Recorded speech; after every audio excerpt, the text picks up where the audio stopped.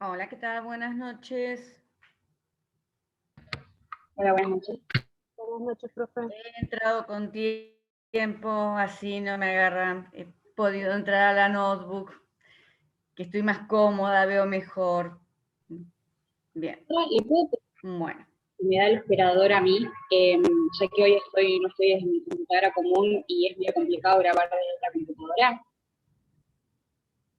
No te escucho muy bien, Lucía, te escucho un poco cortado.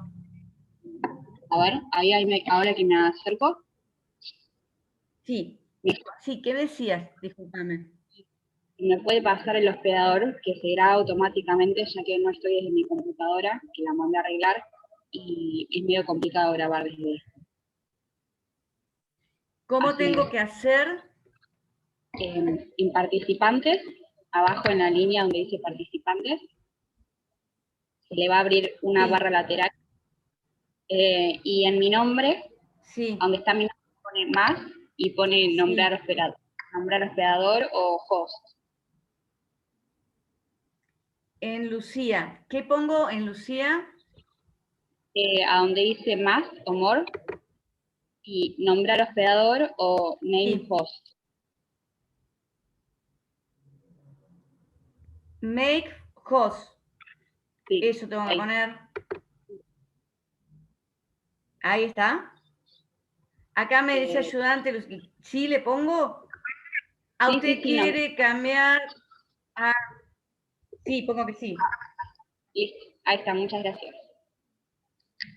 Así lo puedo Está bien. grabar. Ah, bueno, listo, gracias Lucía que me hayas guiado. Bien, bueno, Yo les diría que vamos empezando, ¿les parece? Ya se está sumando gente al baile, como dice la gente grande. Bien, bueno.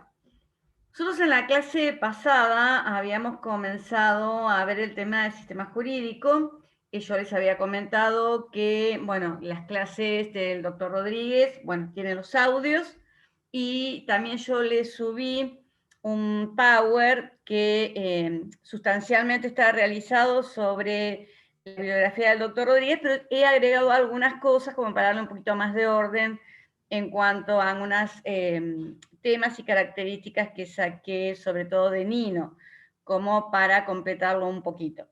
Ustedes de repente con ese Power y el audio de las clases del doctor Rodríguez más o menos tienen completo lo que podría ser la interpretación de la bibliografía del titular de cátedra. Obviamente hay mucho detalle en lo que explica el doctor Rodríguez que no es necesario que ustedes lo tengan tan claro. Lo que ustedes tienen que conocer bien, diríamos, son los conceptos fundamentales que vimos el día martes y que también se los ha pasado a la doctora Valle en los audios, y también lo que vamos a ver ahora, como para analizar un poquito más detenidamente el tema de las características formales de los sistemas. Nosotros habíamos visto la clase pasada lo que era esa característica formal de la cual habla Kelsen, que establece que los sistemas jurídicos tienen una característica formal que es la jerarquía normativa, porque el derecho regula su propia creación. ¿Por qué regula su propia creación? Porque lo que establece es principalmente órganos de creación de normas y procedimientos que se deben seguir para que esas normas, que esos órganos autorizados por el sistema dictan, sean normas válidas y pertenecientes al sistema jurídico.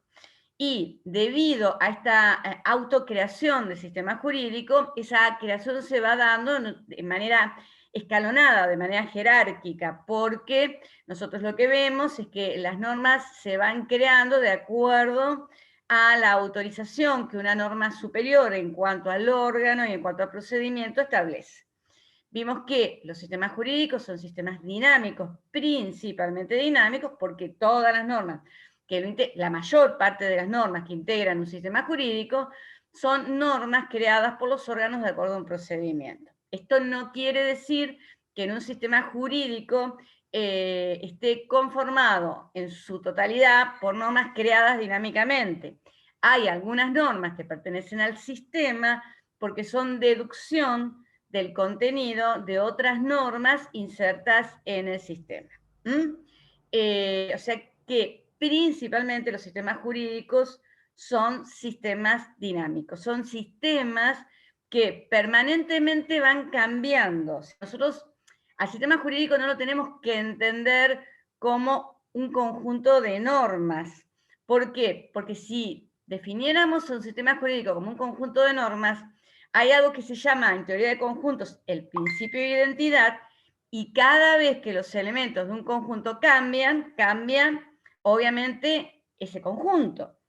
Y nosotros, debido a la característica de dinamicidad que tiene el sistema, que continuamente está dictando normas o está derogando normas o modificando normas, vemos que ese conjunto continuamente va cambiando. Entonces, es mejor definir al sistema jurídico como un conjunto de normas que se va sucediendo y se va reemplazando a través del tiempo. O sea, cada vez que se produce un acto de promulgación o de derogación de alguna norma, el sistema, ese conjunto cambia y es suplantado por un nuevo conjunto y así sucesivamente. ¿Qué es lo que le da identidad al sistema jurídico? Que el principio de legalidad, o sea que el órgano autorizado para la creación de normas siempre sea el mismo, que no cambie. Mientras ese órgano se mantenga, el sistema mantiene su unidad independientemente que continuamente va cambiando. ¿Entienden esto? O sea, un sistema estático sí es un sistema que no se modifica. Un sistema dinámico, como continuamente se van creando y modificando las normas, continuamente está en movimiento y va cambiando. ¿Sí? Bien. Es importante igual un sistema estático cuando de repente tenemos que resolver un caso determinado, porque ahí tenemos que hacer un corte temporal y ver cuáles son las normas que resultan aplicables para ese caso particular. Eso ahora después lo vamos a ver, pero lo importante es que tengan en cuenta esta característica de dinamicidad. Bien, ya les digo, analizado en la clase pasada el tema del carácter jerárquico y cómo funcionaba. Vimos cómo las normas derivadas que integran un sistema jurídico, podíamos determinar su pertenencia a un determinado sistema jurídico si ésta había sido creada de acuerdo al órgano y al procedimiento que establecía una norma jerárquicamente superior y así sucesivamente hasta llegar a la primera constitución histórica.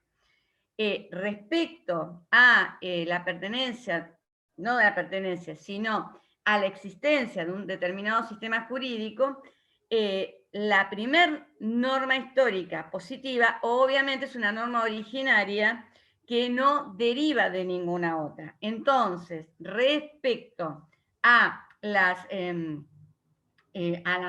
la primer norma positiva de todo sistema jurídico, lo que nosotros debemos hacer es individualizar cuál es, porque una vez que la individualicemos, vamos a poder individualizar y distinguir los distintos sistemas jurídicos nacionales.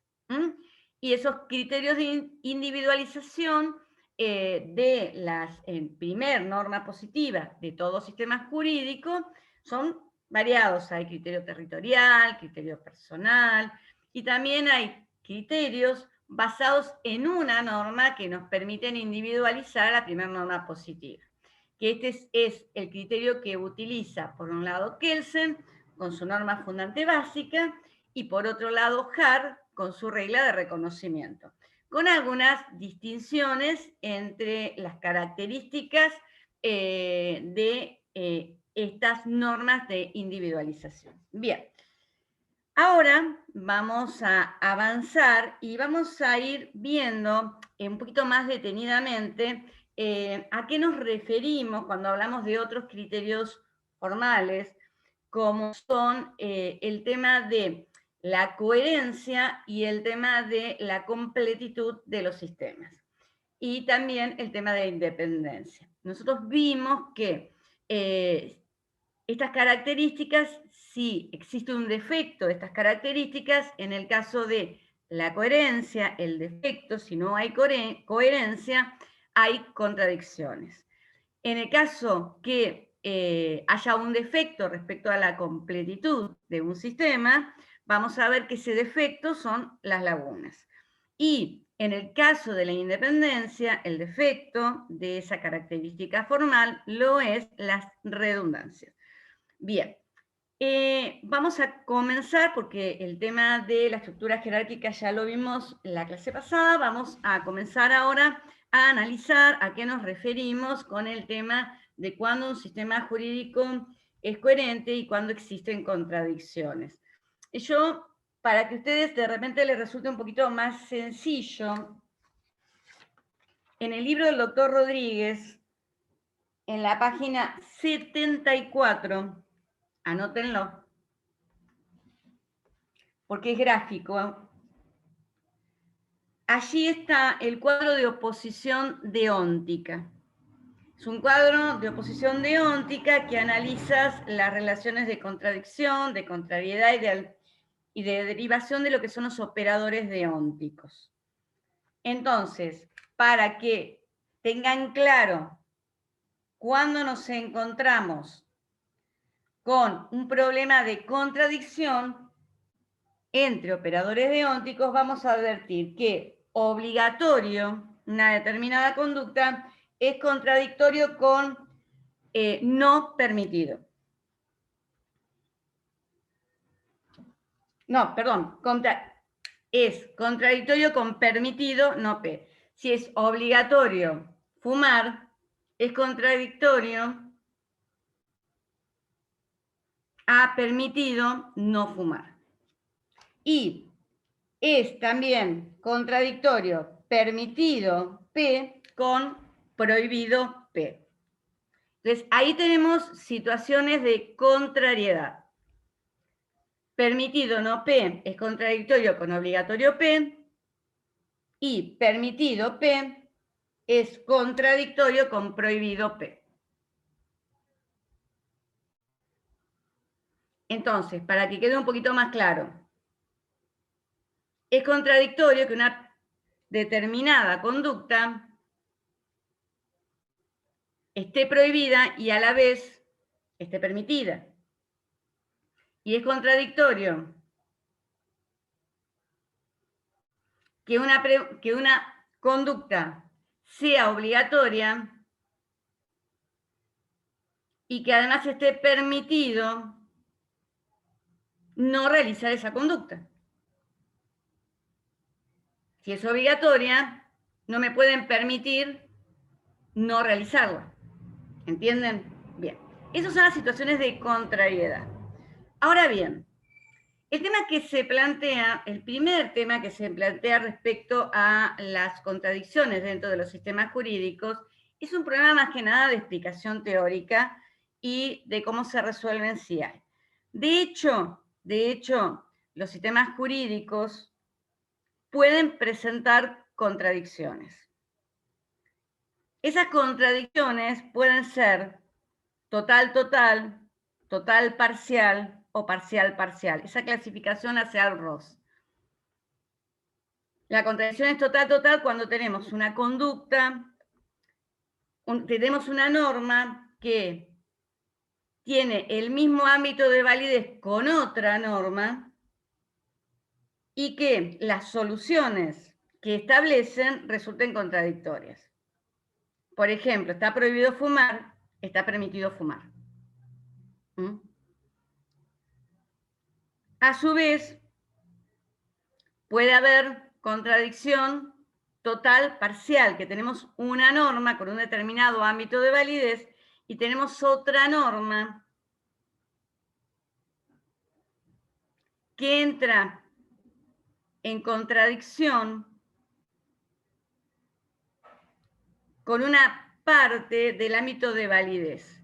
Y después tenemos las contradicciones parcial, parcial, que son las más comunes. Las total, total y total, parcial en un sistema jurídico son muy extrañas. Pero sí hay contradicciones parcial, parcial. Esto es bastante común y puede suceder que tengamos, y generalmente se da en los hechos. Por ejemplo, el doctor Rodríguez da un ejemplo de lo que son contradicciones parciales parciales. Nosotros tenemos una norma, por ejemplo, que establece la obligación de parar en los semáforos. ¿No? Esto es así, hay un semáforo, cuando está en rojo, se debe parar. Pero también hay otra norma, y esto es real, que prohíbe detenerse en zonas militares. Uno no se puede detener ante zonas militares. Puede suceder que a algún cráneo, como dice el doctor Rodríguez, se le haya ocurrido poner un semáforo en una zona militar. Eso pasaba en una época en lo que era la base naval, en Mar del Plata, que nosotros teníamos un semáforo exactamente frente a las puertas de la base naval y teníamos otro cartel que decía zona militar. Entonces, ahí se producía una contradicción parcial-parcial. Porque las normas tenían, obviamente, una vigencia perfecta, pero de repente, cuando colisionaban por una determinada situación, de hecho, había una contradicción parcial-parcial. Bueno, dejando de lado esto, ¿cómo se solucionan, en teoría, el tema de las contradicciones que de hecho existen, sobre todo parciales parciales, en un sistema jurídico? Kelsen utiliza para eso el tema de la estructura jerárquica del sistema jurídico. Y dice que cuando nosotros nos encontramos con contradicciones entre normas de diferente jerarquía, siempre va a prevalecer la norma de jerarquía superior. Este principio se denomina lex superior.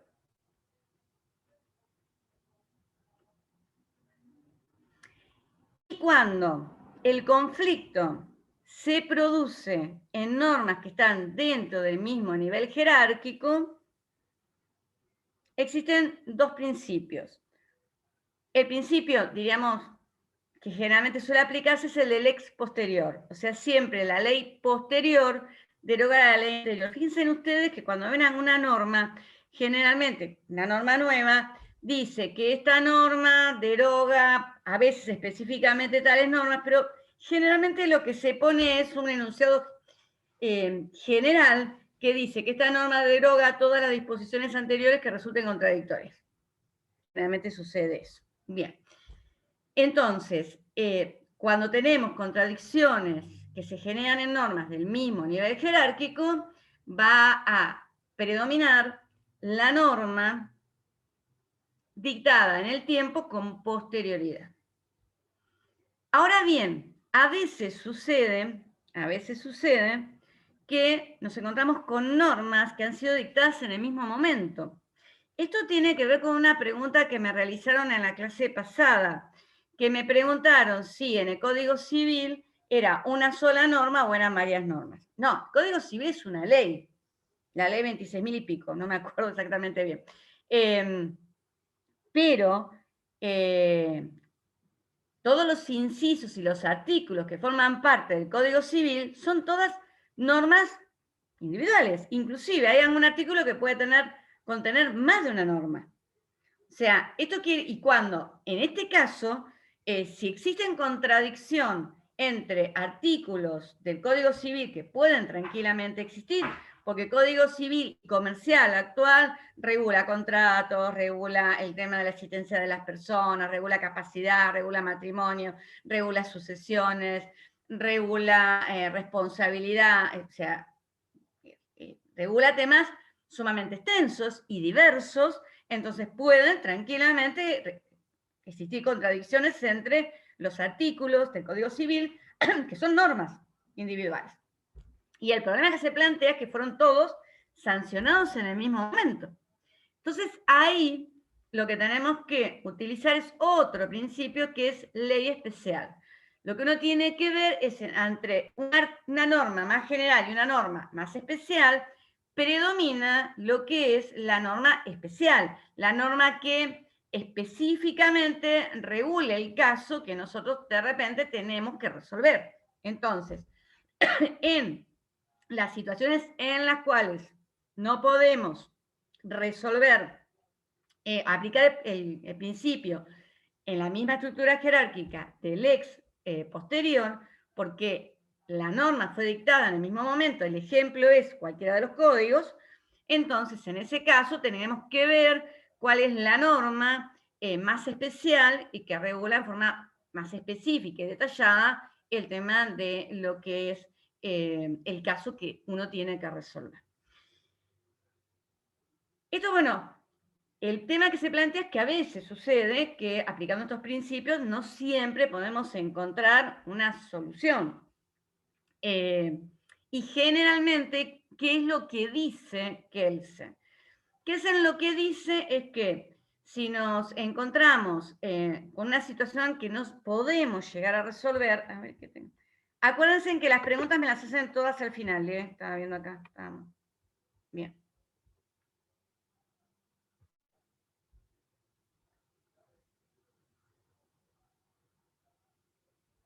Bueno, eso después lo vamos viendo, el tema del cuadro de posición de óptico. Entonces, ¿qué es lo que dice Kelsen? Cuando nos encontramos con situaciones de contradicción que no podemos resolverlo por estos principios, que son principios en realidad que aplican los científicos del derecho. Esto no quiere decir que sean normas especiales que establecen esta forma de interpretación. Hay en algunos casos que sí, hay, diríamos, sistemas jurídicos que específicamente pueden establecer cómo se resuelven los casos de interpretación en los cuales aparezcan contradicciones, pero hay sistemas jurídicos en los cuales esas pautas de solución de contradicciones no están establecidas como una norma específica dentro del ordenamiento jurídico. ¿Qué es lo que dice Kelsen cuando dice que no, aplicando estos principios no podemos encontrar una solución? Dice que entonces lo que se le está brindando a quien debe resolver el caso es como una cláusula alternativa que puede elegir entre dos soluciones. Y que si la contradicción es total, en donde se regula una misma conducta de manera totalmente contradictoria, por ejemplo, una norma que dice está prohibido fumar y otra norma que dice está permitido fumar, entonces, en ese caso lo que dice Kelsen es que en realidad no habría ninguna norma, porque indudablemente el sentido subjetivo que tenía la persona en tratar de dictarla es contradictorio y no se alcanza a conformar una verdadera norma jurídica porque es un sinsentido estar dictando una norma totalmente, un total contradictorio. Entonces dice que no existiría una norma jurídica. Bien, entonces, concretamente, respecto del tema de las contradicciones están relacionadas con lo que es el tema de la consistencia de un sistema jurídico y en Kelsen está denominada como unidad lógica del sistema jurídico. Esperen, chicos, que les pongo un poquito de agua.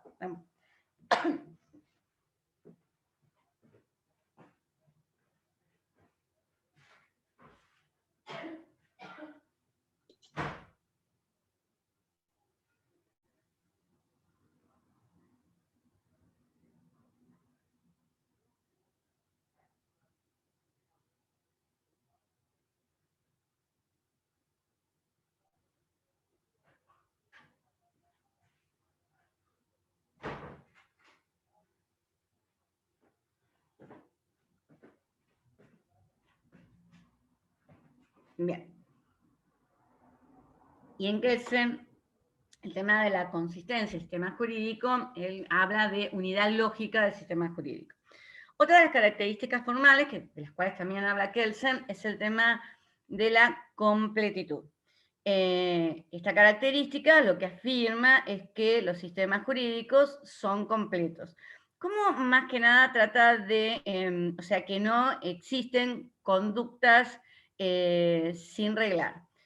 Él, para, diríamos, ajustar esta completitud de los sistemas jurídicos, dice que en todo sistema jurídico existe lo que se denomina el principio de clausura.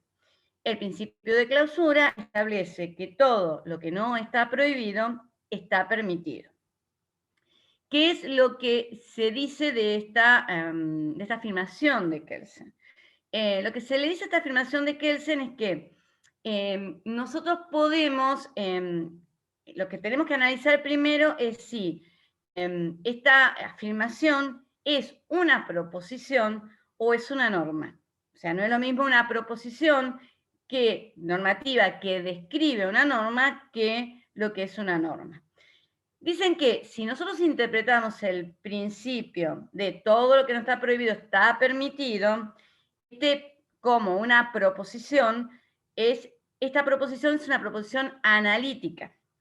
Y es una proposición analítica porque en realidad, si ustedes vieron el tema de intercambio de operadores deónticos, podemos decir que todo lo que no está prohibido, hacemos un intercambio. Permitido es permitido por intercambio de operadores deónticos, es equivalente a no prohibido. ¿Entienden? Entonces, todo lo que no está prohibido, no está prohibido. Porque permitido es equivalente a no prohibido.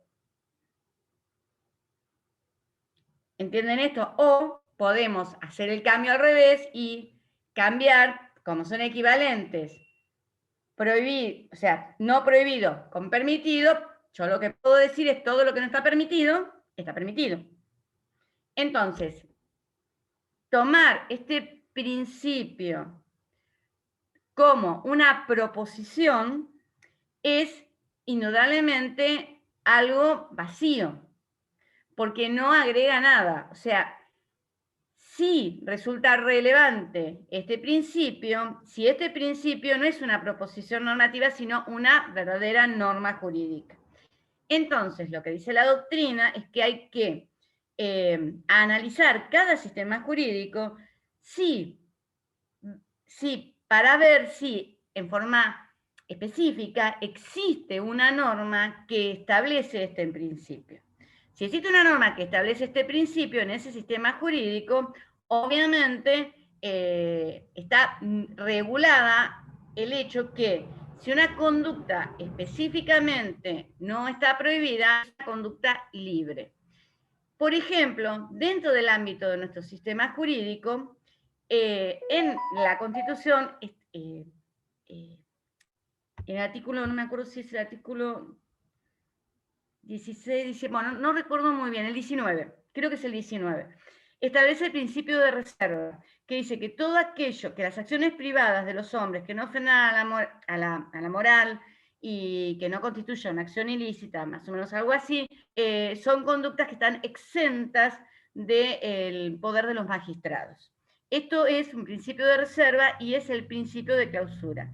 Toda conducta que no se encuentra específicamente prohibida, que no se encuentra tipificada como una acción ilícita en nuestro ordenamiento jurídico, es una conducta libre. Entonces, en nuestro caso, en el ámbito penal, el principio de clausura es una norma jurídica. Y en este caso es categórico, en este caso realmente es un principio válido porque es una norma jurídica. ¿Entienden esto? Bien.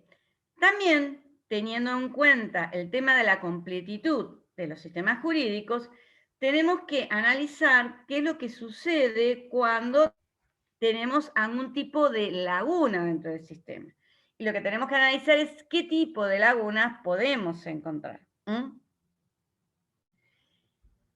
En esto, en general, la doctrina sigue mucho a una clasificación que realizan Achoroni y Bulín sobre distintos tipos de lagunas. Ellos hablan de 4 tipos de lagunas. Hablan de lagunas normativas, lagunas de reconocimiento, lagunas de conocimiento y lagunas axiológicas. Respecto a las lagunas normativas,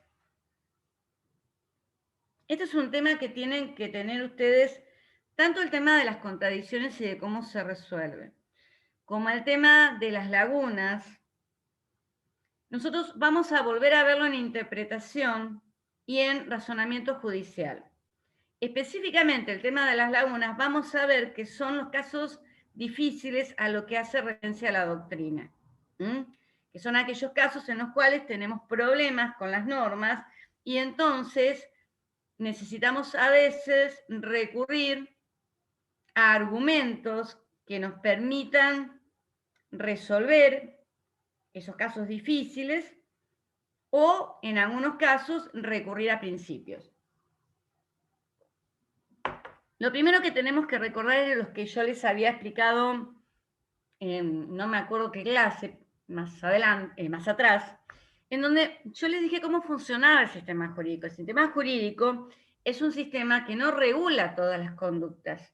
El sistema jurídico es un sistema que regula aquellas conductas y aquellas situaciones de conflicto que considera importantes, relevantes, ya sea por cuestiones morales, por cuestiones políticas o por cuestiones ideológicas, pero no regula todo. Y además, el tipo de regulación que realiza es entre conductas prohibidas versus conductas permitidas. Nosotros no vamos a ver que se regulen conflictos entre pretensiones permitidas por las partes. Y sin embargo, eso no quiere decir que no existan situaciones de conflicto ante pretensiones encontradas en las cuales ambas partes tienen derecho a lo que pretenden. O sea, el conflicto no solamente se da, o sea, el conflicto jurídico es el conflicto normado. ¿Por qué conflicto normado? Porque se encuentra regulado de forma específica en una norma jurídica. Entonces, lo primero que tenemos que tener nosotros en claro es que laguna no significa una conducta no regulada. ¿Por qué? Porque el sistema jurídico no regula todas las conductas. Hay lagunas cuando el sistema jurídico sí le interesa regular un determinado caso porque considera que tiene propiedades relevantes y cuando lo regula, lo ha regulado de manera deficiente y le ha quedado algún caso dentro de lo que él quería resolver sin regular. Ahí nos encontramos con una laguna normativa, cuando el derecho quiere regular, pero ha incurrido en una laguna. Por ejemplo, yo siempre recurro al ejemplo, el doctor Rodríguez explica muy detenidamente en los audios esto y también en el Power que yo le hice está explicado. Pero tal vez para que no se complique tanto, porque lo explica siguiendo a cómo van explicando a Churrón y Bullying, que hablan de universo de casos, universo de opciones, o ámbito normativo, bueno, que necesita tal vez con mucha tranquilidad tratar de entenderlo. Lo que ustedes tienen que tener en claro es el concepto genérico de qué es una laguna normativa. Una laguna normativa es cuando el sistema jurídico quiso regular y reguló deficientemente porque le quedó algún caso sin una solución. Por ejemplo, en el antiguo Código Civil había un caso que era materia de estudio porque se refería al tema de cuándo prospera, cuándo es factible realizar la reivindicación de un inmueble. Y en el Código Civil anterior habían 3 propiedades que tenían en cuenta para resolver cuándo era procedente la reivindicación de inmueble. Reivindicar un inmueble significa que el propietario lo que solicita es que vuelva a su titularidad. Eso es reivindicar. Entonces, las diferentes, digamos, universos de propiedades eran, primero, si el transmitente había sido de buena o de mala fe, si el adquirente del inmueble era de buena o de mala fe, y además, si la transmisión de ese inmueble había sido a título oneroso o a título gratuito. Bien. En este caso, se daban 3 por 3, 9, se daban 9 situaciones distintas.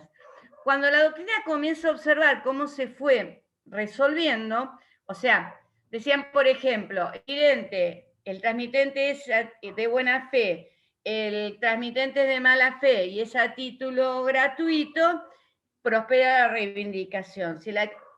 Y cuando analizan todos los casos, advierten que no le habían dado el legislador ninguna solución, o sea que existía una laguna, a qué es lo que pasaba cuando el transmitente era de buena fe, el adquirente era de buena fe y la transmisión había sido a título oneroso. Ese supuesto había quedado sin regular. Entonces la doctrina, teniendo en cuenta las soluciones anteriores, consideraba que en ese caso no correspondía la reivindicación del inmueble por las soluciones de los casos, pero estaba sin regular. Eso es una laguna normativa. Bien, después ellos hacen referencia a lo que es laguna de conocimiento.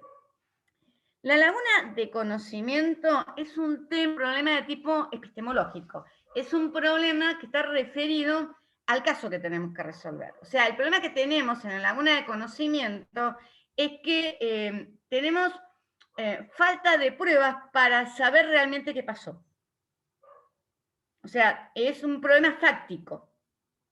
Nos encontramos con una situación de laguna, tenemos un problema fáctico, no sabemos exactamente si el hecho pasó, cómo fueron las características.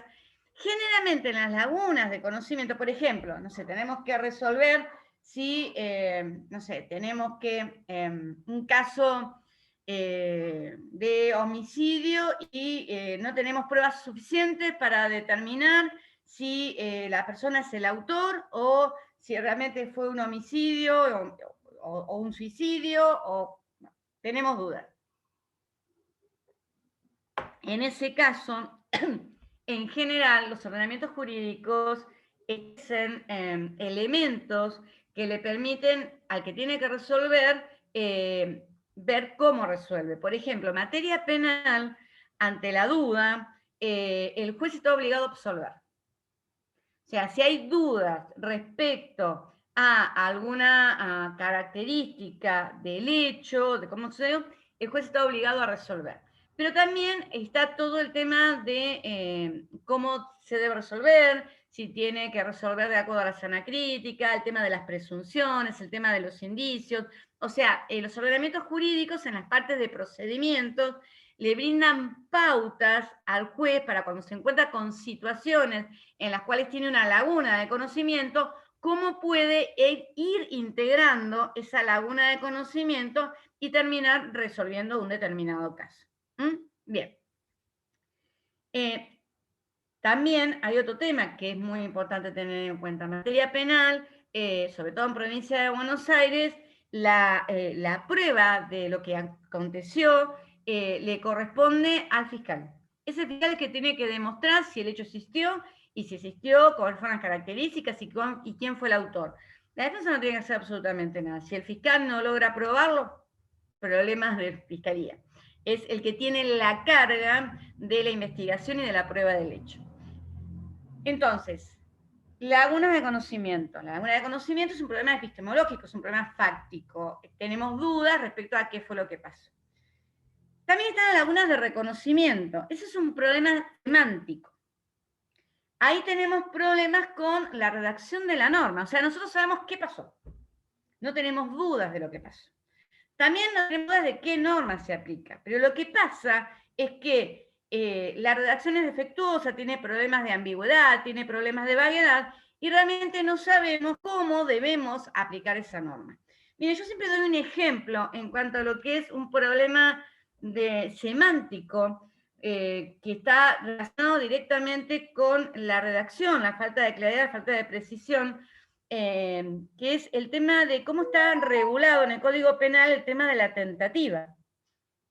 O sea, en el tema de tentativa nosotros tenemos un hecho que sabemos que no se consumó, que está en grado de tentativa y sabemos cuál es el artículo del código, por ejemplo, tentativa de homicidio, que le vamos a aplicar. El problema es que el artículo que dice cómo se reduce la pena cuando el delito se cometió en grado de tentativa, dice que se reduce de 1/3 a la mitad. Perfecto, de 1/3 a la mitad. El problema es que las penas en nuestro código penal, o sea, cada ilícito tiene una escala de pena. Todos los ilícitos tienen, por ejemplo, creo que el hurto es de 1 mes a 2 años, el homicidio creo que es de 8 a 25, o sea, tienen diferentes escalas. Entonces, si el código te dice que cuando el delito no se alcanzó digamos, a cometer, sino que hay una tentativa y que se reduce la pena de 1/3 a la mitad, 1/3 del mínimo y la mitad del máximo, o 1/3 del máximo y la mitad del mínimo. Las escalas que dan son distintas. Ese es un típico grado de laguna de reconocimiento. O de repente cuando decimos que se habla de términos que tienen, no sé, justo precio, por ejemplo, en el tema de la compraventa. O sea, la distinción entre una donación es que en la compraventa vos adquirís un bien y pagás un precio. En la donación te lo regalan. ¿Está claro? Pero el tema que se plantea es que te dice que tiene que ser un justo precio. ¿Qué es un justo precio? ¿Qué pasa si a vos te estás comprando un inmueble por el 1% del valor real de mercado? ¿Eso es una compraventa? ¿Es un justo precio? ¿O realmente es una donación encubierta? Porque obviamente los costos de una escritura de donación son diferentes a los costos de una escritura de compraventa y también digamos, los requisitos, o sea, una donación puede ser impugnada por, ¿cómo se llama?, herederos. Si de repente se favoreció a un heredero en perjuicio de otro, se puede colacionar. Una compraventa no. Entonces, es un tema de una laguna de reconocimiento cuando tenemos, o sea, sabemos el hecho, pero tenemos un problema de qué justo precio. Ese es un término que adolece obviamente, de vaguedad. Bien. Entonces, bueno, ya vimos lagunas normativas, lagunas de reconocimiento y lagunas de conocimiento. Finalmente están las lagunas axiológicas. ¿Qué es esto de las lagunas axiológicas? Las lagunas axiológicas es una situación diferente a las lagunas, porque las lagunas de normativas de reconocimiento y de conocimiento, en realidad hay una ausencia. Hay una regulación deficiente, no sabemos bien qué pasó, no hay norma. En cambio, cuando nos encontramos con una laguna axiológica, el caso está regulado. Está regulado. El problema es que se dice que esa regulación es inadecuada axiológicamente porque no se tuvo en cuenta una propiedad relevante que hubiese permitido una regulación distinta. El ejemplo que da, por ejemplo, el doctor Rodríguez es respecto del homicidio. ¿Qué pasa si un médico en realidad le da una droga o algo, o sea, comete eutanasia respecto de una persona que le pide por favor que le dé algo para ya morir porque está en estado terminal, está sufriendo muchísimo y quiere terminar con esta situación? El médico que en nuestro país comete eutanasia, en realidad está cometiendo un homicidio. Entonces, uno lo que puede ahí decir es, acá existe una laguna axiológica, porque indudablemente está regulado la acción de matar a alguien, pero no se tuvo en cuenta una propiedad relevante como lo que es ante una persona que está sufriendo en forma terminal, que solicita por favor que una autodeterminación termine con su vida. El tema, por ejemplo, del aborto, cuando acá teníamos un aborto que era el aborto punible. Ese era obviamente una laguna porque nosotros teníamos regulado el aborto como un delito. Entonces, ahí estaba regulado. Lo que pasa es que la regulación, axiológicamente, siempre fue cuestionada. Hasta que, bueno, sale la ley del aborto con el aborto no punible. Entonces, ahí tenemos una laguna que uno plantea axiológica. En las lagunas axiológicas está regulado, hay una solución, pero esa solución se considera inadecuada de acuerdo a pautas axiológicas que consideran que no se tuvieron en cuenta y que si se hubiesen tenido en cuenta, la regulación hubiese sido otra. Bien, ¿estamos en claro con todo esto?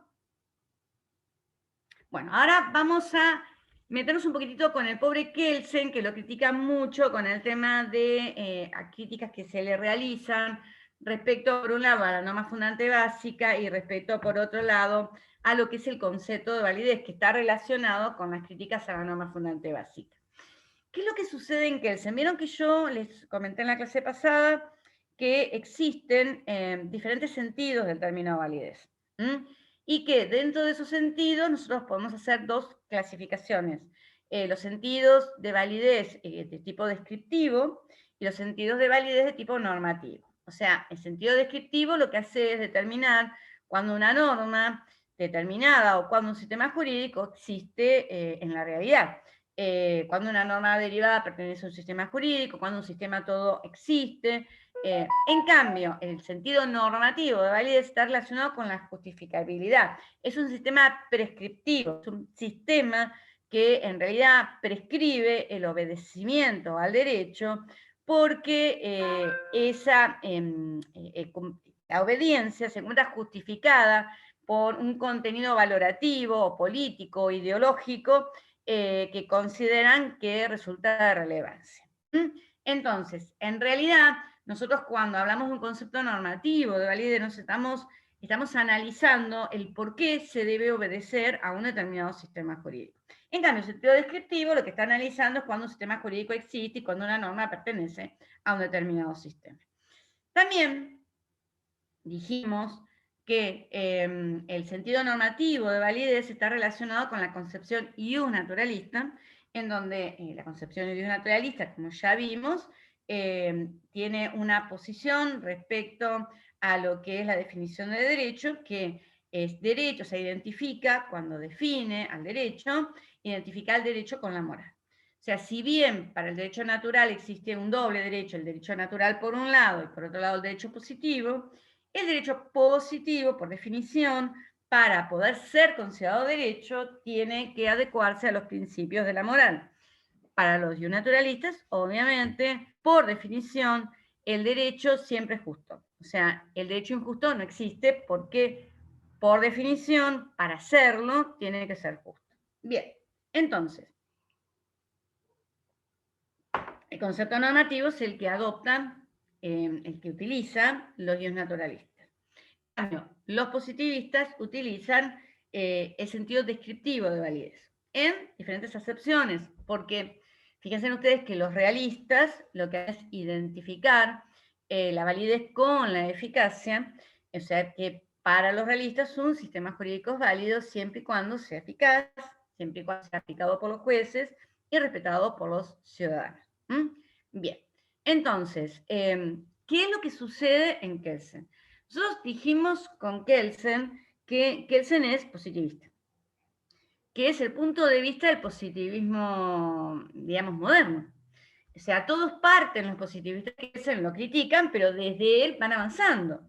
O sea, para describir el sistema jurídico y para ver cómo funciona, obviamente se basan en Kelsen y bueno, van viendo qué deficiencias pueden tener, las van mejorando, pero de ahí van para adelante, diríamos. No hay duda que Kelsen no solamente es positivista, sino que además es escéptico éticamente. ¿Por qué? Porque él considera que no es posible en materia de metaética, recuerden, en el nivel más alto de lo que es el discurso ético, en el nivel de la metaética, para Kelsen no es posible conocer a los valores, no hay valores objetivos, y además tampoco es posible que el ser humano pueda poder captarlos y entenderlos y comprenderlos. Entonces, es escéptico éticamente. Esto no quiere decir que, obviamente, la ética normativa tiene valores, tiene una escala de valores, pero esos valores, él dice que son individuales y pertenecen a cada persona. Bien, Kelsen además realiza una doble purificación de la ciencia del derecho. Por un lado, del mundo de la realidad, y por otro lado, del mundo de los valores, de la axiología jurídica. Entonces, si nosotros tenemos eso en cuenta, obviamente el concepto de validez de Kelsen tiene que ser de tipo descriptivo, porque esto, un concepto de tipo descriptivo es el que se condice y que le permite mantener la coherencia de su teoría pura del derecho, pura de los hechos y pura de los valores. Bien. Ahora bien, cuando los diferentes juristas comienzan a analizar la teoría pura del derecho y la obra de Kelsen, advierten que en realidad existe una ambigüedad en cuanto a la utilización del término validez por parte de Kelsen. En algunas partes de su obra habla de validez como pertenencia, como existencia, pero en otros lugares de su obra habla de validez como que debe ser, lo que el derecho establece, y hace referencia, diríamos, a una posición de, por lo menos, obediencia, de deber ser y de aplicación de las normas. Entonces, empezaron a discutir la doctrina, qué es lo que pasa con Kelsen. Hay autores como de repente Ras o como Arroz que dicen que, indudablemente, atento la posición positivista de Kelsen, no puede haber dudas que el concepto de validez que él utiliza es un concepto de tipo descriptivo. Ahora bien, Ross. En cambio, Ras dice que si nos ponemos a analizar, en realidad el concepto de validez que utiliza Kelsen es un concepto normativo. Y critica diciendo que, obviamente, utilizar un concepto normativo de validez en una teoría supuestamente pura y por un positivista es una contradicción grave e importante dentro de lo que sería la coherencia de la doctrina kelseniana. Nino también considera que el concepto de validez que utiliza Kelsen es un concepto normativo, pero a diferencia de Ras, lo que hace es justificarlo. ¿Qué es lo que dice Nino? Dice, sí, Kelsen utiliza un concepto normativo de validez, porque vayas citando determinados pasajes de su obra en donde insiste Kelsen con el tema de que la validez de una norma debe ser lo que la norma establece, etcétera, etcétera. Pero justifica la utilización de este concepto normativo diciendo que Kelsen lo utiliza de manera hipotética, no en forma categórica. Porque dice que la norma fundante básica en Kelsen en realidad es una hipótesis de trabajo. Él no dice que categóricamente debe ser, simplemente dice que a título de hipótesis se debe respetar lo que dice el legislador originario. Pero que esa norma fundante básica, es una norma que no es una norma positiva, es una norma sistemática, y lo hace a mero título de hipótesis. O sea, utiliza un concepto normativo en forma de hipótesis, pero no categóricamente. Y que por ello la coherencia de su teoría no se ve afectada. Ahora bien, ¿qué dice Eugenio Bulligin? Eugenio Bulligin lo que dice es que el problema que se plantea en Kelsen es que existe una ambigüedad y que por un lado utiliza un concepto descriptivo y que por otro lado utiliza un concepto normativo. O sea, utiliza los dos. Y que ambos conceptos no pueden coexistir en una misma teoría porque indudablemente le va a crear problemas y le va a crear contradicciones. Entonces, Eugenio Bulligin hace todo un análisis de cómo fue evolucionando la teoría de Kelsen. Recuerdan que yo se los expliqué este análisis, no lo voy a volver a repetir, pero se los expliqué cuando vimos concepto de derecho. Estuvimos hablando de Kelsen y les comenté que Kelsen es un autor que escribió durante mucho tiempo y hasta prácticamente fallecer a los 92 años. Los últimos 12 años de actividad fueron muy frondosos en todo lo que ha sido su producción jurídica. Y el problema que se planteaba es que Kelsen receptaba en su bagaje intelectual, por un lado la posición kantiana y por otro lado la posición positivista. Y que ambas posiciones realmente son contradictorias. Y que especialmente de la posición kantiana es que toma este concepto de la norma fundante básica, que en realidad es, para que funcione efectivamente, esta norma fundante básica no puede ser un mero título de hipótesis. Kelsen no puede decir que a título de hipótesis considera que la primera norma positiva se debe respetar y de allí se traslada la validez a todo el sistema. No, si la norma fundante básica es fundante, indudablemente se está refiriendo al fundamento último de lo que es el sistema jurídico. Y para que realmente tenga fuerza, no debe ser a título de hipótesis, sino que debe ser categórica y debe estar fundamentada y apoyada en argumentos válidos, y la única manera de que sea categórica y apoyada en fundamentos válidos es que nos vayamos a una posición naturalista. Esto es lo que dice Bulligin. Entonces dice que Kelsen, en la evolución de su teoría, va abandonando el tema de esta concepción de la norma fundante básica, a punto tal que ya en las últimas obras directamente no la utilizaba, porque ha sido un concepto que le ha traído más problemas que soluciones, y que además se ve en la evolución de Kelsen que va abandonando aquellos temas o conceptos que traía de lo que era la posición kantiana y que cada vez se va afirmando más en esta posición positivista. Y que atento a ello, y lo dicen en palabras textuales en una ponencia en un congreso de filosofía, Eugenio Bulligin, dice que Kelsen va abandonando sus herejías kantianas y cuando muere siendo realmente positivista. Y que por lo tanto, independientemente que coexistan dos criterios de validez que son contradictorios, el normativo por un lado y el descriptivo por el otro lado, lo que hay que hacer es optar por uno de los dos, y que hay que optar por aquel que le permita mantener una mayor coherencia a lo que es su teoría del derecho. Y aquel que le permite mantener una coherencia mayor en su teoría del derecho, ese concepto descriptivo. Entonces hay que dejar de lado, porque Kelsen en definitiva va dejando de lado ese concepto normativo ya en el último tiempo de lo que fue su producción jurídica. Esto es lo que tenemos que tener en cuenta. Esto es lo que tienen que saber más que nada de Kelsen y la crítica que se le realiza. Bien. Esperen que me tengo que fijar qué me estaría faltando para comentar. También tendríamos que ver, y esto está relacionado un poco con el tema de la norma fundante básica, ¿cuál es la relación en Kelsen entre los sistemas jurídicos nacionales y los sistemas jurídicos y el sistema jurídico internacional? Nosotros vimos que en la cadena de validez uno va subiendo hasta que llega a la primera norma positiva, para no seguir en forma indefinida, porque si nosotros seguimos subiendo a la validez, podemos llegar al Código de Hammurabi, a la ley de las 12 tablas, qué sé yo. Entonces, en algún momento, obviamente, debemos cortar. O a las 7 partidas del derecho español.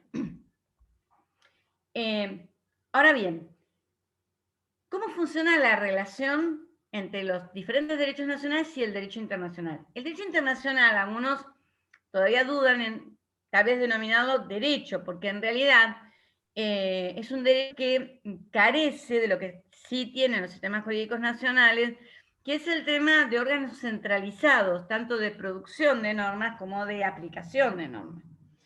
En realidad, la principal fuente de derecho dentro del ámbito del derecho internacional son los pactos que se van realizando entre los diferentes países que van conformando este derecho internacional. Y en realidad la norma fundante básica del derecho internacional sería pacta sunt servanda, o sea, los pactos deben ser cumplidos. Esta sería, a diferencia de lo que es la norma fundante básica de lo que son los derechos nacionales.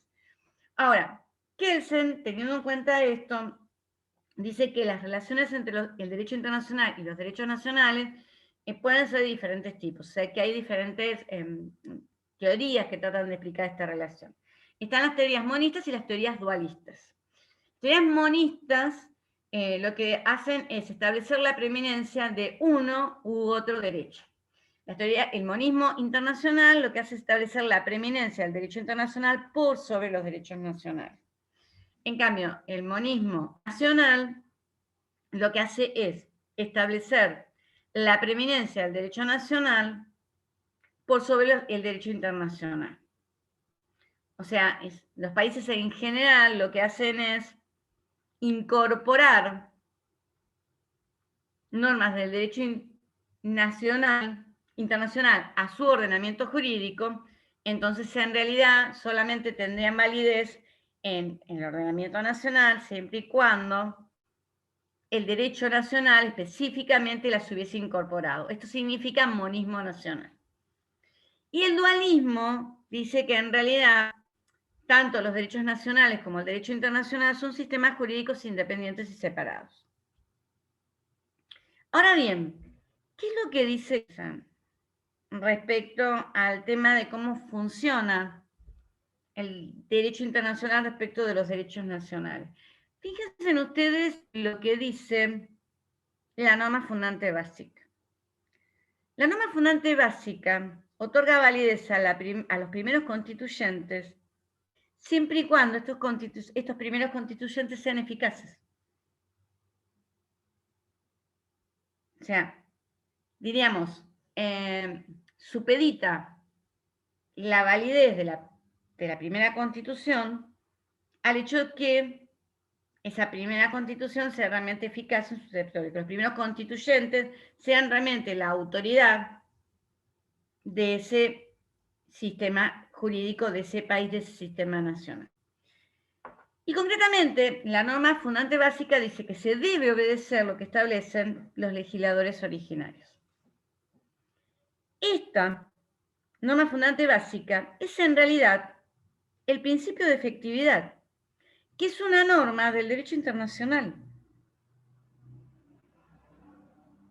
¿Me siguen? O sea, como lo explica Kelsen, en realidad, la norma fundante básica de cada ordenamiento es el principio de efectividad, que es una norma del derecho internacional.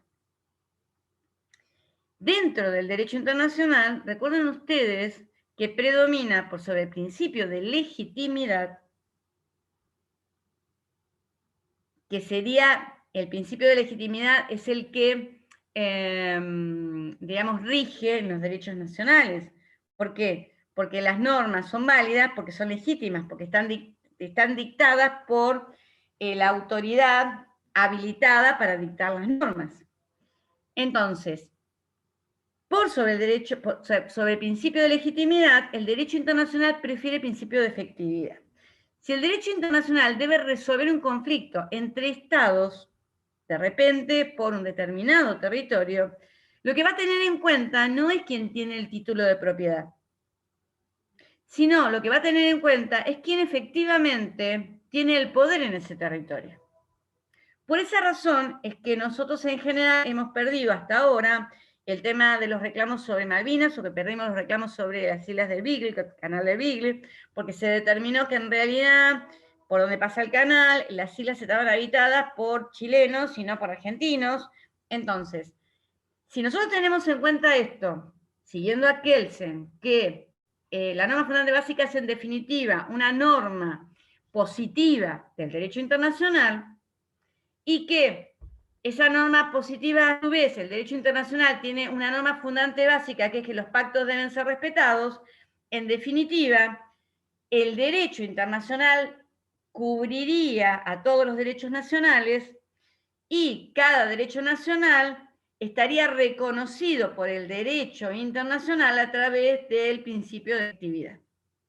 Por ende, existiría una preeminencia del derecho internacional por sobre los derechos nacionales. Un monismo internacional. Bien. Me faltaba, que estaba acordándome, me parece olvidando de comentarles algo que en su momento dije, tengo que decirles esto y ya se me fue. A ver. Con esto estaríamos terminando, pero hay algo que... Ah, sí. Quería comentarles algo que lo trata Rodríguez y que es importante. Él habla de lo que son las normas aplicables a un caso determinado. Si nosotros vemos cómo funcionan los sistemas jurídicos, vemos que los sistemas jurídicos están en continuo cambio. Y cuando uno tiene que resolver un caso, lo tiene que resolver con las normas que se encuentran,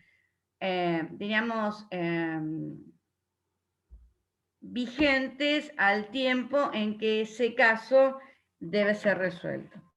Pero lo que tenemos que tener en cuenta es que cuando uno tiene que resolver un caso, no significa que las normas aplicables a un caso sean todas normas que pertenezcan al sistema jurídico que se encuentra en ese momento en vigencia. Esperen que voy, que se me está acabando la batería.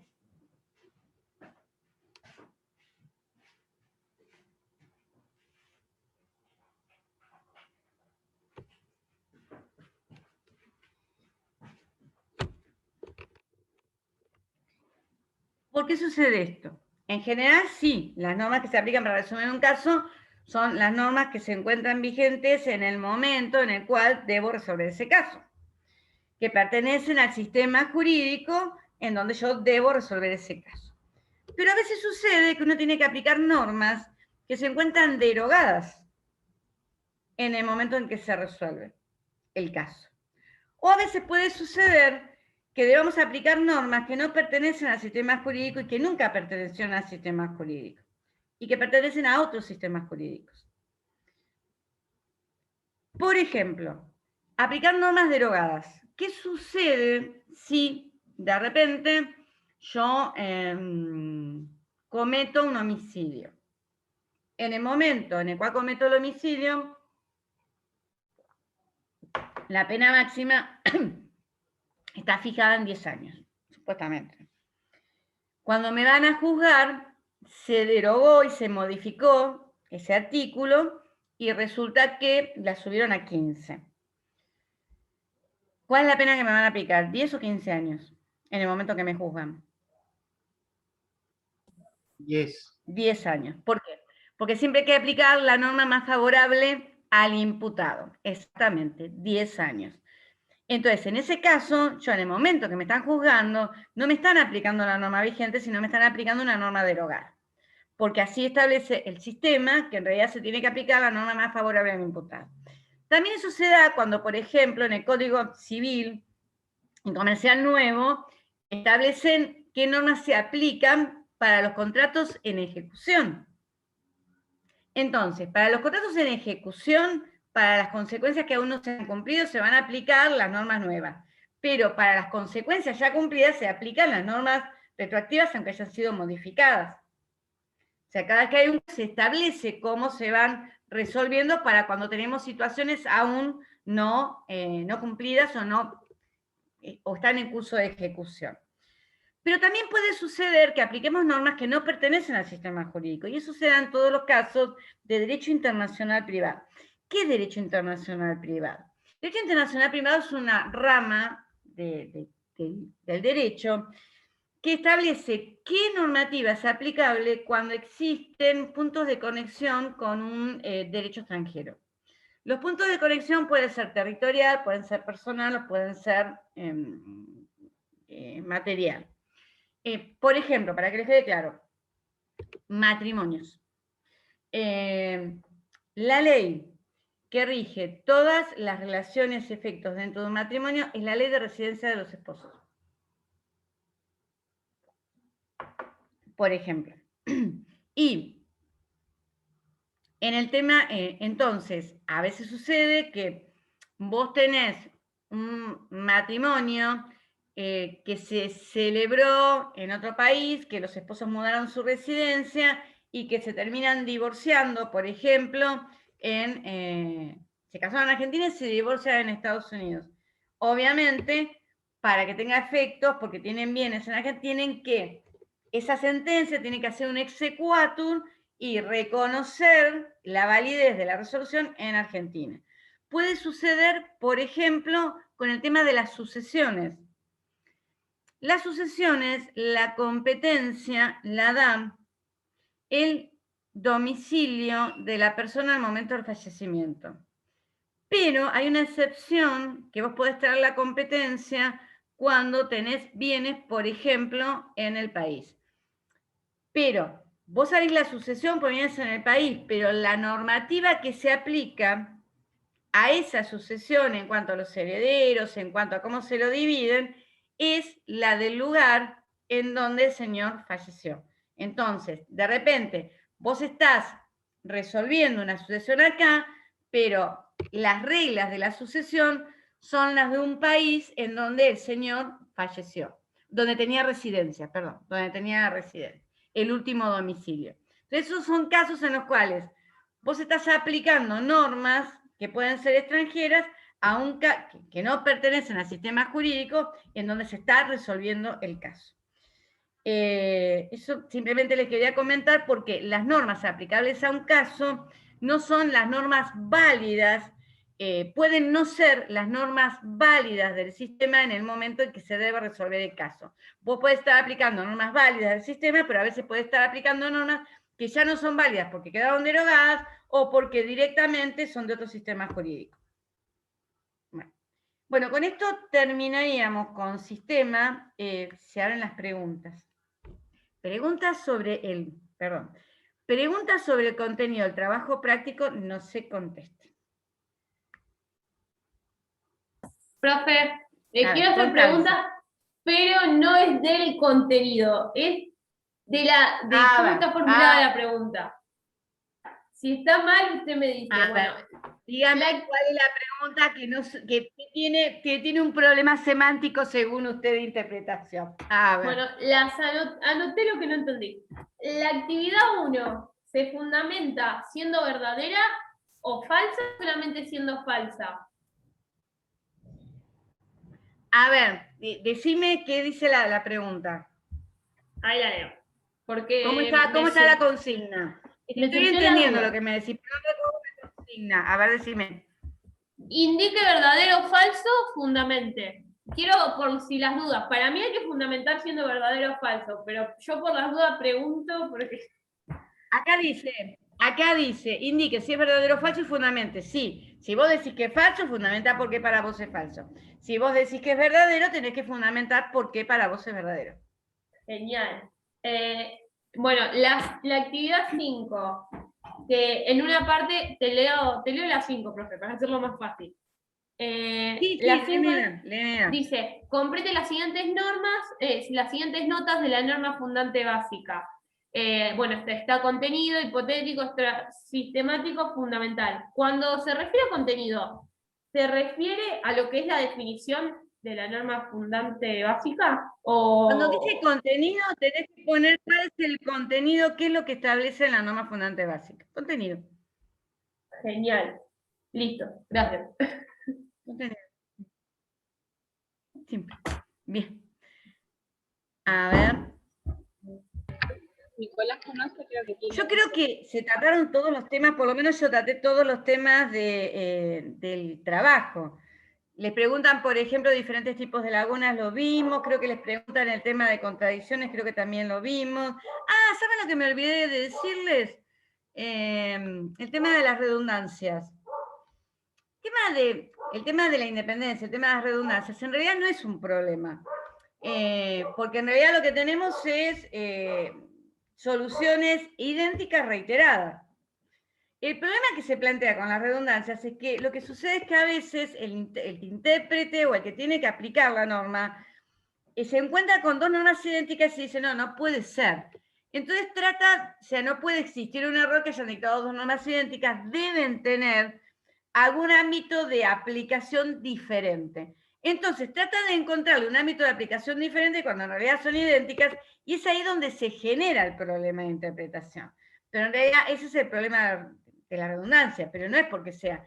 Es un defecto lógico que no causa problemas en realidad. El tema es que multiplica la cantidad de normas, pero nada más que eso. Bien, ¿alguna otra pregunta? Hay una de Nicolás Canosa.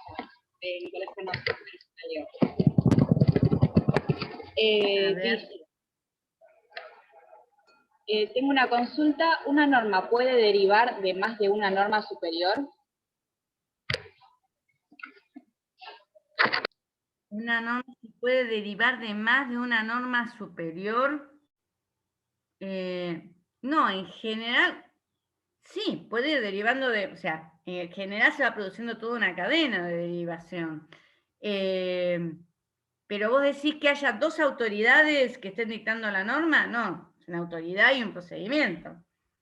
Sí, de repente el tema de la derivación de contenido puede derivar digamos, de dos normas, puede derivar una norma, eso sí, del contenido, pero no en cuanto a lo que sería la derivación. Sí puede ser respecto a la derivación estática, pero respecto a la derivación dinámica, vos tenés una autoridad superior y un procedimiento. No, en lo que es la derivación de legalidad, no. En el tema de la derivación estática, que es de contenido, sí, de repente vos podés ir relacionando el contenido de más de una norma superior y llegar a una norma inferior, sí, sí, en cuanto al contenido, que es la derivación estática. Buena pregunta, me hiciste pensar. ¿Alguna consulta más, chicos? Ámbito de aplicación, ¿en qué caso se aplica una norma? Ya sea según en qué territorio, a qué personas. Iba haciendo aclaraciones en los ejemplos, porque capaz, viste, el cerebro iba haciendo aclaraciones. No, ámbito de aplicación, ¿cómo? ¿Qué me decías, Lucía? Discúlpame. No, que iba... Esto está relacionado con los ámbitos de validez de la norma, el ámbito de aplicación. Las normas tienen ámbito de validez, tiene un ámbito de validez material, un ámbito de validez personal, un ámbito de validez temporal y un ámbito de validez espacial. Cada norma establece cuál es. El ámbito material es el contenido, específicamente. El ámbito personal es a qué personas va dirigida y a quién se aplica. El ámbito temporal está relacionado con el tiempo en que se aplica. Y el ámbito espacial está relacionado con el territorio en el cual se aplica. O sea, las normas tienen estos ámbitos, o sea, se especifican en general los ámbitos material y, espacial y temporal. No dice cada norma establece cuál es el ámbito temporal y el ámbito espacial. En general, los sistemas jurídicos tienen como técnica en las partes generales de Código Civil, de Código Penal, establecer el ámbito de aplicación tanto espacial como temporal de las normas. Son en normas generales que se aplican a todas. Por ejemplo, que en el ámbito penal se establece en forma clara la irretroactividad de las normas penales, salvo aquellas normas que son más benignas para la situación del imputado o del procesado. Además, generalmente establecen las normas donde se aplican, en el territorio de la Nación Argentina o por ejemplo, en el ámbito, porque nosotros tenemos un ordenamiento nacional y tenemos ordenamientos provinciales. Entonces, hay normas que son normas de ámbito de validez territorial provincial y que se aplican dentro del ámbito de la provincia de Buenos Aires o de otras provincias. O sea, en general, los ámbitos de validez se establecen, o sea, una cosa es el contenido y también, generalmente, el ámbito personal también se establecen normas generales. Generalmente lo que establecen en el sistema jurídico es que las normas se aplican a todas las personas que se encuentran dentro del ámbito del territorio argentino, sean extranjeros o sean ciudadanos argentinos. Las normas se aplican a los que estén dentro del ámbito del territorio argentino. Pero esos ámbitos se establecen en normas generales, no sé si quedó claro. Pueden establecer cada norma específicamente su ámbito personal, temporal, pero en general se hacen normas generales. Sí, yo estaba haciendo por ahí aclaraciones de algunos conceptos mientras daba ejemplos que capaz, viste, al ser de materias más avanzadas, capaz tenía alguna dificultad o algo, entonces iba haciendo como aclaraciones de algunos conceptos concretos. Bien, bien. Ahí hay otra pregunta. Una norma provincial. ¿Una norma provincial puede autorizar una conducta que otra ley nacional prohíba? No. Los códigos de fondo son nacionales. Solamente los códigos de fondo pueden ser dictados por la autoridad nacional. Obviamente no puede una ley provincial de ninguna manera establecer conductas lícitas o desincriminar conductas ilícitas. No puede. Dentro del ámbito no. Lo que pueden las provincias es, lo que tienen es la posibilidad de dictar los códigos de forma, los códigos de procedimiento. Eso sí es competencia de tipo provincial. Pero lo que son las materias de fondo, como los grandes códigos civil, comercial, penal, todos son competencia de tipo nacional.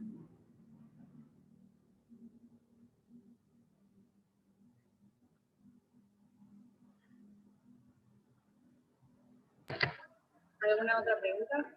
Exactamente. Código de forma son sobre los procedimientos. Cuando se sanciona algo que va en contra de la Constitución. Bien, tenemos un problema acá. Digamos que el código procesal. Sí, los códigos procesales son provinciales, sí, por supuesto. Cada provincia tiene su propio código de procedimiento y su propia organización del sistema de justicia. O sea, diríamos, tienen lo que es el tema de administración de justicia, también es una reserva de las diferentes estados provinciales. Obviamente tienen que cumplir pautas, ¿no? Tienen que respetar, digamos, los principios constitucionales en cuanto a acceso a la justicia, derecho de defensa, garantías del debido proceso, doble instancia, pero son dentro del respeto de esas pautas, competencia de las provincias. Acá me estaban preguntando el tema de cuando tenemos normas inconstitucionales. Miren, el tema que se plantea es el siguiente. En nuestro país, una norma inconstitucional o una norma que no haya sido creada por la autoridad competente es perfectamente válida hasta que no sea declarada su invalidez. Y su invalidez debe ser declarada, o sea, los que tienen la posibilidad de declarar esa invalidez en nuestro ordenamiento judicial son los jueces. Son los mismos jueces los que tienen el control de constitucionalidad de las normas. Y está organizado en nuestro sistema de derecho ese control de constitucionalidad de manera que se llama difusa, porque cada juez tiene la posibilidad de decretar la inconstitucionalidad de una determinada norma siempre y cuando ello le haya sido planteado por la persona que se encuentra afectado o litigando en ese caso específico. El tema que se plantea es que en nuestro país, en nuestra organización de justicia, ese control de constitucionalidad, o sea, si un juez declara la inconstitucionalidad de una determinada norma, el ámbito de extensión, de validez que tiene esa resolución judicial es para ese caso concreto. O sea, la declaración de inconstitucionalidad de una norma no hace que le produzca como efecto el hecho que sea derogada por inválida esa norma. La norma sigue siendo vigente. O sea, cada juez va a tener que, sí, siempre y cuando le planteen la inconstitucionalidad, declarar la misma para el caso concreto. Pero no es erga omnes, no es para todos. Hay sistemas jurídicos que sí establecen, o sea, establecen un órgano constitucional que se encarga de eso, y si el órgano constitucional determina que una norma es inconstitucional, esa norma queda inválida y lo es para todos los casos, queda derogada. En nuestro país eso no sucede.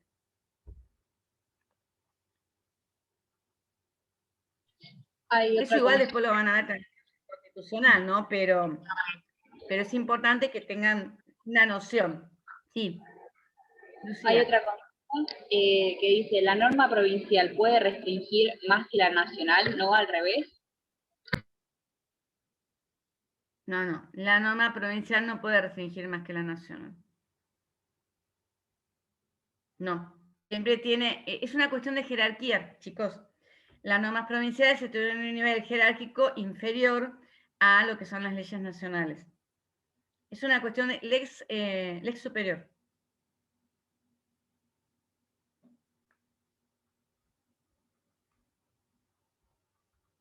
¿Alguna otra pregunta? Bueno, no es complicado el trabajo que tienen sobre el sistema jurídico. Tiene que andar bien con ese trabajo, chicos. Bueno, si no hay más preguntas... Quise decir eso, doctora, discúlpeme, cuando yo hice la pregunta que la norma provincial puede restringir más que la nacional, y no al revés, quise decir eso que dijo usted, o sea, una norma provincial, por ejemplo, se dice, claro, que hasta las 12 o hasta las 6 de la mañana pueden estar los bares abiertos, y una provincial puede decir que hasta las 4, por ejemplo, pero no hasta las 8. Esperen. Estamos en una situación de pandemia y con leyes de emergencia. No lo digo por la pandemia. Las leyes nacionales que cada, digamos, ciudad, de acuerdo a cómo esté la situación, tome medidas más o menos restrictivas. Estamos en una situación de excepcionalidad. Independientemente de eso, se ha armado un lío bastante importante entre la provincia y la nación, porque dice entre la Ciudad de Buenos Aires y la Nación, porque lo que dice la Ciudad de Buenos Aires es que hay competencias que son exclusivas, porque también hay otro tema, que la Nación puede tomar decisiones sobre todas aquellas materias que le fueron delegadas por la provincia las provincias a la Nación. Hay algo que se llama materias reservadas provinciales, y sobre esas materias reservadas provinciales la competencia es exclusiva de las provincias. Por ejemplo, el tema de la educación. Entonces, ahí lo que se planteaba es que la nación, el Estado, se había metido con,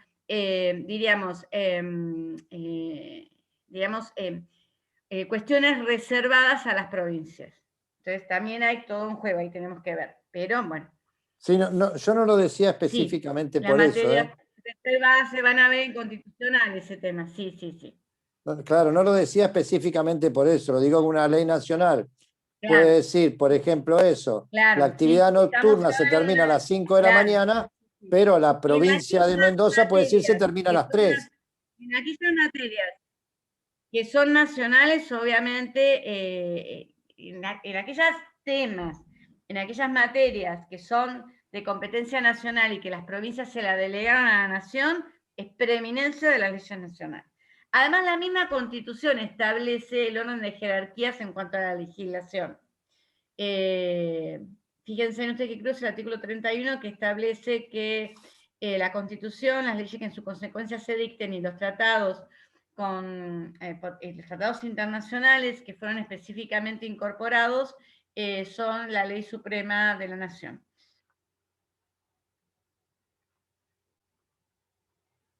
¿Alguna otra pregunta?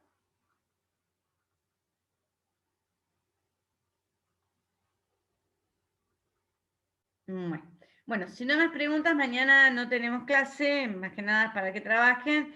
Y lo que vamos a hacer más que nada en la clase del martes es, hay un resumen de sistema jurídico, pero más que nada lo vamos a ir chequeando con el tema del trabajo práctico, como para un poquito cerrar, porque en el trabajo práctico está un poquito resumido todo lo que para nosotros es importante, es relevante que ustedes lo tengan claro. Bueno, una ley en contra puede declararlo y asentar jurisprudencia.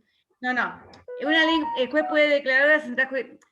El tema es el siguiente, en general, si bien las normas que se declaran inconstitucionales solamente son para el caso, de acuerdo a la jerarquía del tribunal, existe como una cuestión de respeto si el tribunal es no un juez unipersonal, sino es una cámara o si es la Corte Suprema de Justicia de la Nación. En general, por una cuestión de obediencia, los jueces inferiores, cuando ¿cómo se llama? El Tribunal Superior de nuestro país, que es la Corte Suprema, ha decretado la inconstitucionalidad de alguna norma, los jueces inferiores pueden no estar de acuerdo con eso, pero dejan a salvo su opinión, pero dicen que por una cuestión de respeto a la máxima autoridad consideran a la norma inconstitucional. Obviamente uno cuando hace un planteo en un determinado caso y quiere tener una resolución favorable a una inconstitucionalidad, trata de ver si la Corte Suprema dictó alguna resolución y la plantea como fundamento o argumento de una solución similar a la que pretende, porque la Corte Suprema de Justicia ya lo ha dictado. Y hay otra cosa que señala el doctor Jorge Rodríguez. Hablan del tema de las contradicciones entre normas y las contradicciones entre principios.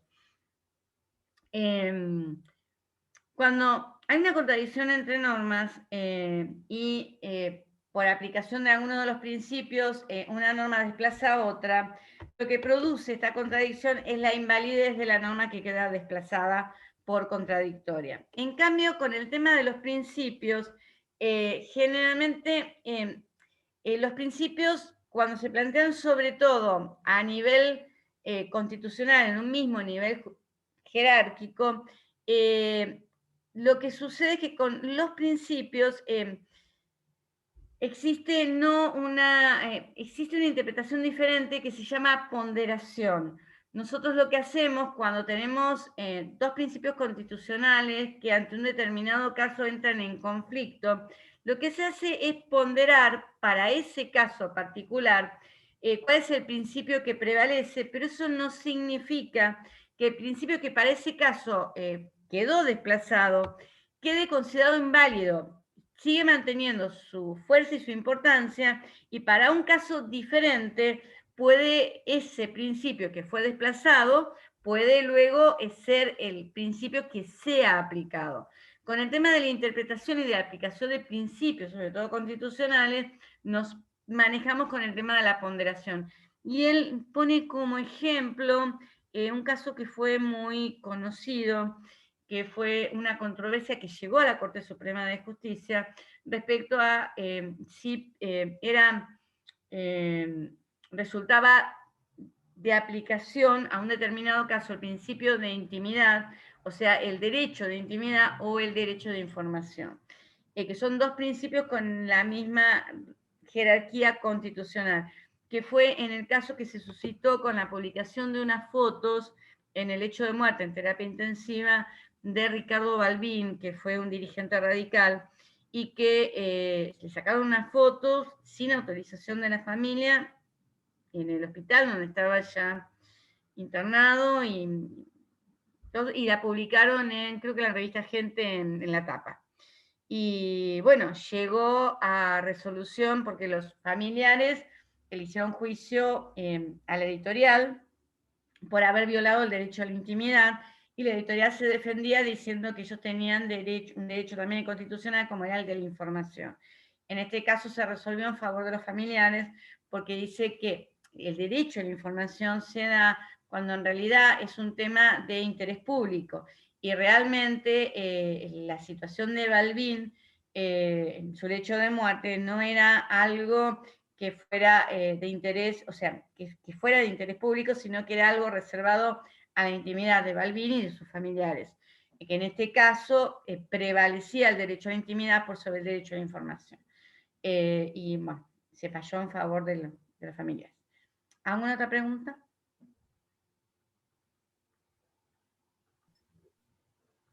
Disculpe, doctora, Bueno, ¿el trabajo es para el trabajo práctico es para el día martes? ¿Cómo? El trabajo práctico que sí, estaba... para el martes. Para el martes, y de paso ahí vamos a, digamos, a pegarle una repasada a la unidad de sistema jurídico, trabajando un poco sobre el trabajo. Doctora, bueno, muchachos. Doctora, ¿me escucha? ¿Alguna otra pregunta o ya estamos? ¿Me escucha? Hola, ¿se me escucha?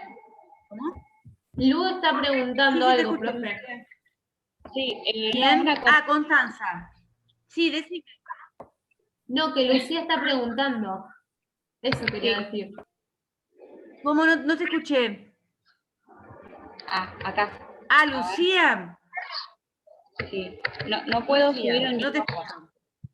escucho. No puedo subir el micrófono. ¿Me escucha? ¿Quién no puede subir?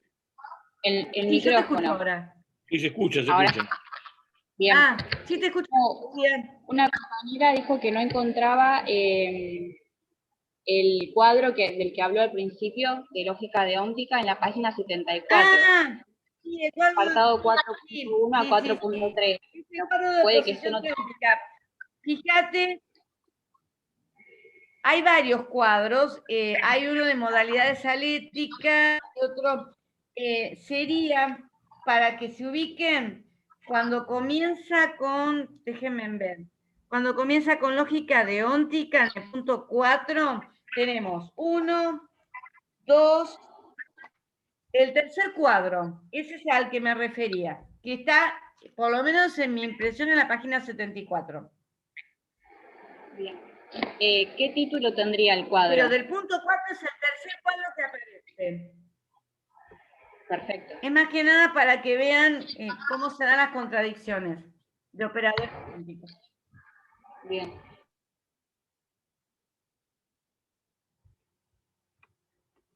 ¿Algo más?